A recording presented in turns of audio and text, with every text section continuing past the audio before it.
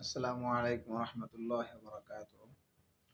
قال النبي صلى الله عليه وسلم: أفشوا السلام وأطعموا الطعام وصلوا الأرحام صلوا بالليل والناس نيام تدخلوا الجنة بالسلام أو كما قال عليه الصلاة والسلام.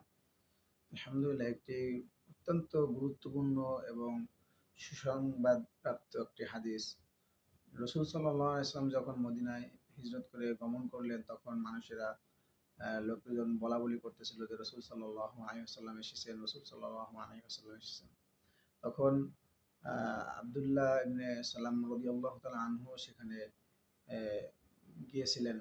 তখন রসুল সাল্লাল্লাহু আলাইহি ওয়াসাল্লাম মদিনায় পৌঁছেই এই ভাষণ দিয়েছিলেন। দেওয়ার পরে তার মধ্যেই একটি হাদিস বলেছিলেন এরকম যে, হে লোক সকল, তোমরা আফসুস সালাম, বেশি বেশি সালাম প্রদান করো, সালামের প্রচার করো, ওয়াতইমুত তাআম, এবং মানুষকে খানা খাওয়াও।